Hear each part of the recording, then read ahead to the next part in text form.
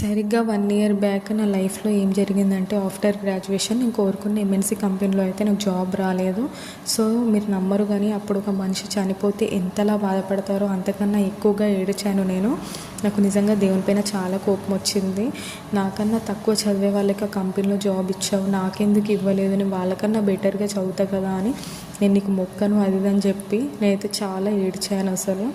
కాకపోతే దేవుడు అప్పుడు ఎందుకు డిలే చేసిండో తెలియదు కానీ ఆఫ్టర్ 1 ఇయర్ అయితే నాకు 1 ఇయర్ ఎక్స్పీరియన్స్ వచ్చిన తర్వాతే మళ్ళీ ఆ కంపెనీలో నాకైతే ఛాన్స్ ఇచ్చిండు. నాకైతే ఆ కంపెనీలో మళ్ళీ జాబ్ వచ్చింది. ఇప్పుడు రేపే నాకు ఆ కంపెనీలో జాయినింగ్ ఉంది.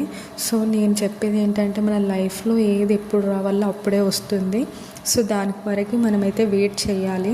సో ఆ శాలరీ కన్నా నా లైఫ్లో 10 టైమ్స్ బెటర్గా అయితే నా లైఫ్లో జరిగింది.